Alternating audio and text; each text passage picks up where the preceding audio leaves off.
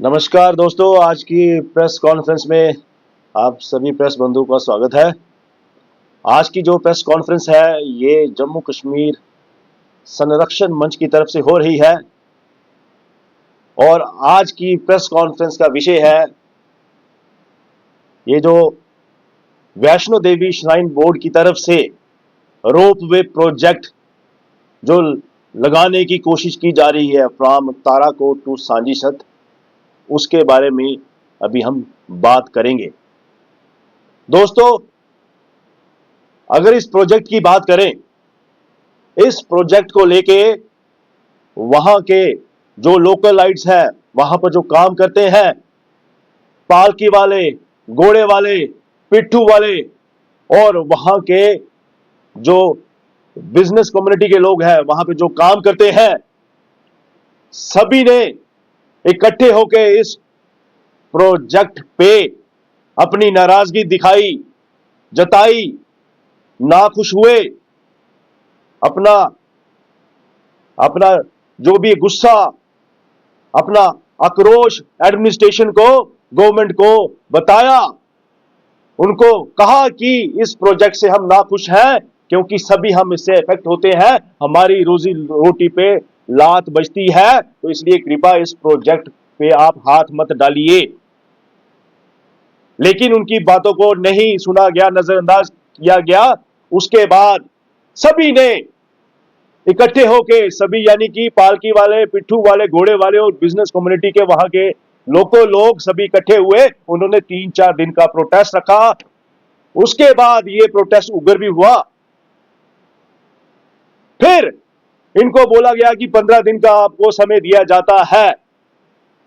आपके माध्यम से हम आपको कहना चाहते हैं, जम्मू कश्मीर संरक्षण मंच जो वहां की संघर्ष कमेटी है उनको पूरा समर्थन देता है। और मैं आपको कहना चाहूंगा, देखिए, किसी की रोजी रोटी पे आप लात मारोगे 2-4 दिन के लिए, 5 दिन के लिए, 10 दिन के लिए, किसी को बर्दाश्त नहीं होता। लेकिन यहां पर आप उनकी रोजी रोटी पे लात मार रहे हो पूरी जिंदगी के लिए। मुझे बताइए, अगर आप ये प्रोजेक्ट कंप्लीट करते हैं, वो जो पालकी, पिट्ठू वाले, घोड़े वाले और जो वहां जो बिजनेस करते हैं, कितने सालों से वो काम कर रहे हैं, उनकी रोजी रोटी है, तो आपने ये बना दिया तो वो कहां जाएंगे पूरी जिंदगी के लिए? उनका परिवार कहां जाएगा, क्या करेगा? मैं आप पूछना चाहूंगा एडमिनिस्ट्रेशन से, गवर्नमेंट से पूछना चाहूंगा। तो इसलिए कोई भी आप काम प्रोजेक्ट शुरू करते हो, वहां के जो लोकल लोग हैं, वहां के जो स्टेक होल्डर्स हैं, आप उनको कॉन्फिडेंस में लीजिए। आपने क्या बना दिया वहां पर हमारी वैष्णो देवी? वहां पर भी आपने एक प्रोटेस्ट का बहुत बड़ा अखाड़ा बना दिया है। इसको लेके हमारे कटरा के सारे लोग नाखुश हैं। इनफैक्ट कई लोग बड़े नाखुश हैं। तो इसलिए इसका जो समाधान है, ये जो हमारे गरीब लोग हैं, इनका समाधान जल्दी कीजिए ताकि वो चैन की जिंदगी, और जो कई लोग बेचारे रातों रात सो नहीं पाए हैं, थोड़ी चैन की सांस ले सके और वो थोड़ी रात को भी सो पाए। बाकी मैं ज्यादा बात ना करते हुए हमारे कटरा के निवासी और जम्मू कश्मीर संरक्षण मंच के मेंबर और हमारे रतन चरगोत्रा जी हैं, तो मैं चाहूंगा कि अपनी नरेश केसर जी अपनी बात रखें। ये जो Shri Mata Vaishno Devi shrine board ropeway का प्रोजेक्ट लगा रही है, ये मैं समझता हूँ बिल्कुल ही गलत है। क्यों कि हमारी समस्या बेरोजगारी के साथ ही नहीं जुटी, बल्कि ये समस्या एक आस्था का भी प्रदर्शन है।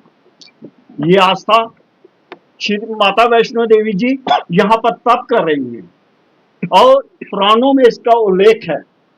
ये जो वैष्णो धाम है, ये एक उत्तर भारत में सबसे प्रसिद्ध एक स्थान है और उत्तर भारत के लोग इस पर बहुत ज्यादा आस्था रखते हैं।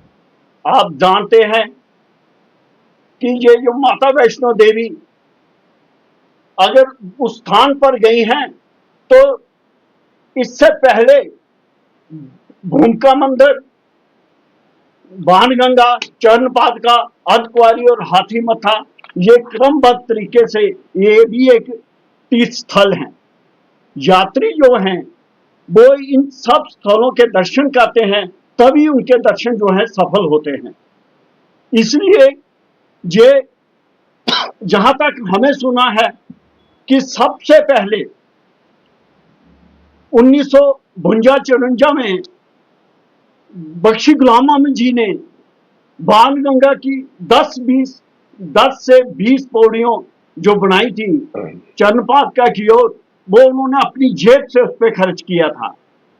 और फिर उन्होंने गवर्नमेंट की तरफ से जो ट्रैक बनाया था, वहां से बाणगंगा, चरणपादुका, अर्धकुंवारी, हाथी मथा का जो ट्रैक बनाया था, वो भी बीच में उसको जोड़ के रखा था।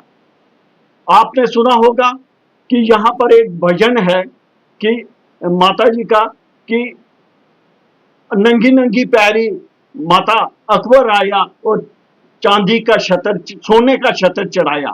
ये आस्था उस जमाने की है। फारूक साहब भी 2-4 बार माता जी के दर्शन कर चुके हैं, बहुत सारे ममडन लोग भी दर्शन कर चुके हैं।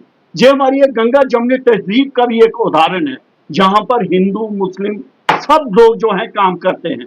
इसलिए हम ये चाहते हैं कि आस्था के लिहाज से भी श्राइन बोर्ड को ये जो बाईपास का रास्ता निकाल रहे हैं, ये बिल्कुल गलत है।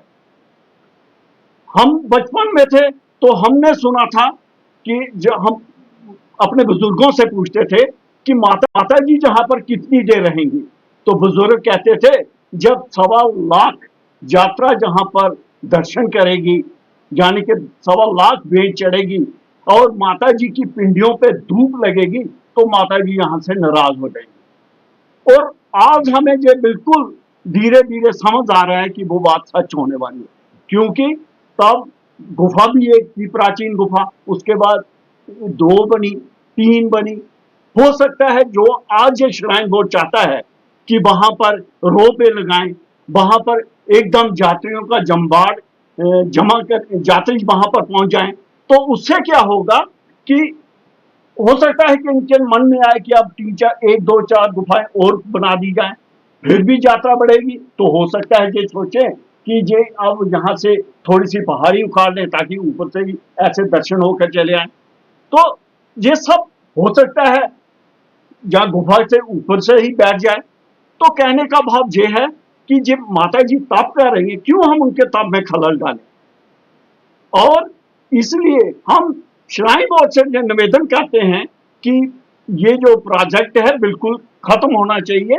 बेरोजगारी के साथ साथ आस्था का प्रश्न जो है ये सबसे ज्यादा महत्वपूर्ण है। इसलिए मैं आप सबसे निवेदन यही करूंगा और श्राइन बोर्ड से निवेदन करूंगा, गवर्नमेंट से निवेदन करूंगा कि वो इसमें इंटरफेयर करके इस प्रोजेक्ट को जो है रोके।